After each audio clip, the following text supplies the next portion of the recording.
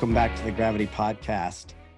We are going to continue to play with the podcast as it is intended to be a creative outlet for me.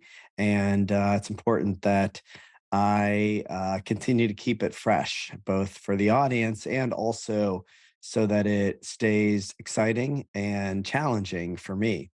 So we are going to mix in some periodic solo episodes.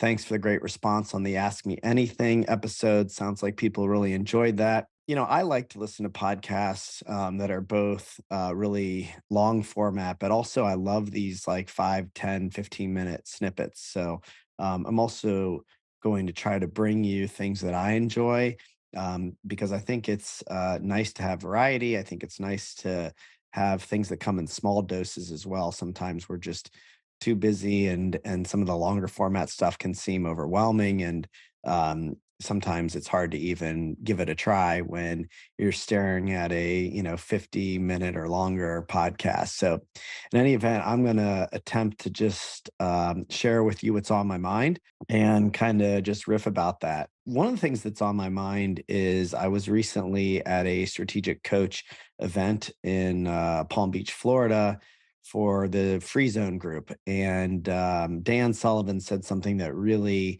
hit home for me, which was you have to forgive and love your younger self.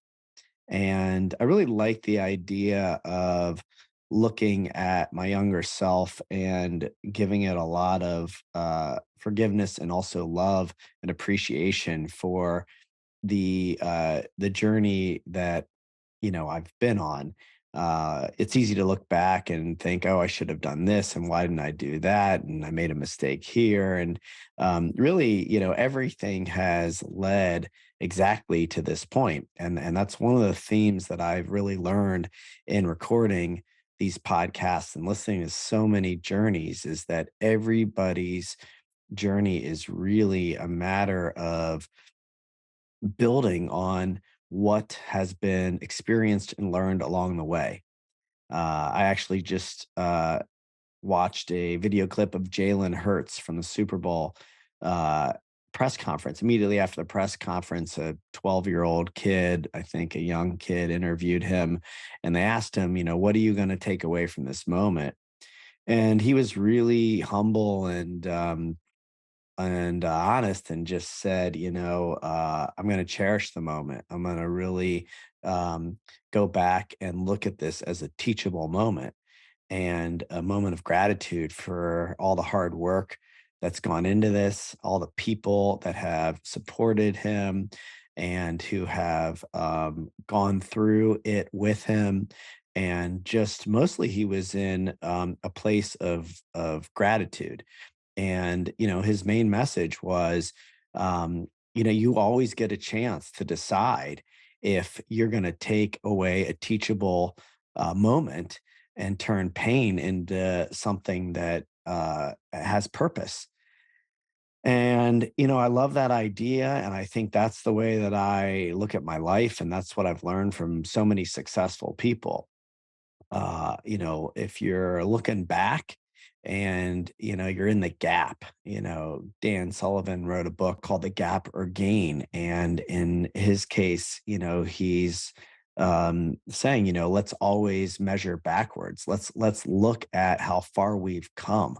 Let's not look at, where we have to go and what we haven't done yet. Let's measure the progress. It's progress, not perfection. And I love that idea. And I think it's really important when you kind of look back at your life, when you analyze your life, when you think about, where you're at is let's go back and measure just how far we've come and use that as fuel to go forward.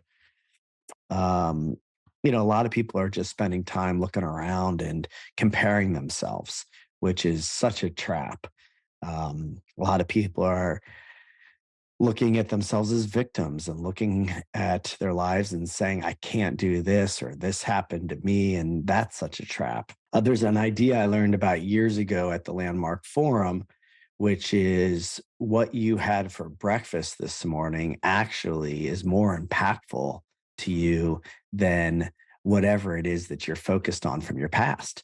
that the truth is that trauma is real, and painful experiences are painful experiences, and they do actually impact you.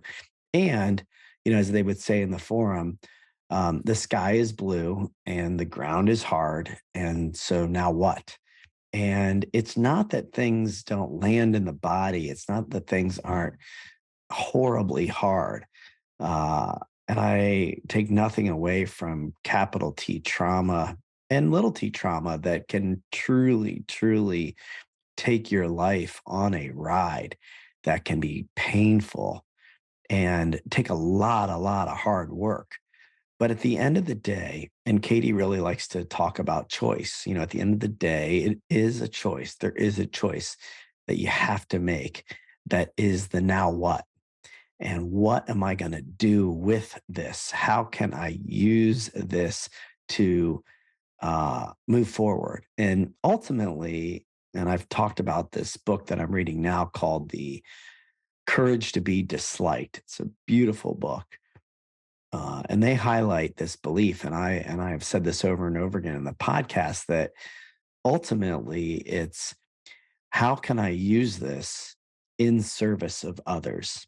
And in that book, they go on to really make it that it's in service to others, not so that others will like us, not so that we can get something from others. It's because being in community, as they call it, community as defined by the universe, by being a part of that divine perfection, how can we truly just be in service as who we are? And that's really what I believe at the end of the day is the way that we get outside of ourselves, that we can stop being in our trauma and we can start being in community, the community that is the universe, God. And yeah, so that's really what's been coming up for me. And it's not about doing it in a selfish way. It's not about, um, anything other than really knowing your worth and being able to have confidence in other people. It's about, what you can do for others, and not, what can I get from others? And it's being fully expressed in all that you do. I wanted to just kind of add one other thing. I read this beautiful Ram Dass quote, which I posted on my Instagram story. He says, we can take our lives exactly as they are in this moment. It's a fallacy to think that we're necessarily going to get closer to God by changing the form of our lives, by leaving so and so, or changing our jobs, or moving, or whatever, by giving up our stereos, or cutting off our hair, or growing our hair, or shaving our beards, or. It isn't the form of the game, it's the nature of the being that fulfills the form. If I'm a lawyer, I can continue to be a lawyer. I merely use being a lawyer as a way of coming to God.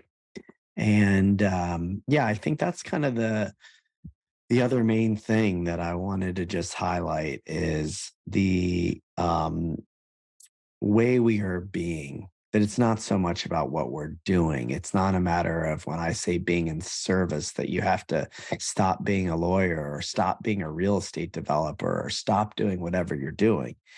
But it is, how are we being in that work? How are we showing up to that work? How are we showing up as our most loving, kind, fully expressed, of service, of community, of God?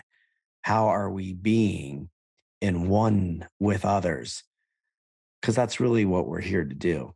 We're here to really come together and to support each other. And we can do that. We can be that in anything that we do, no matter what's happened to us, no matter what our past is, no matter where we are, no matter how privileged we are or how difficult it's been.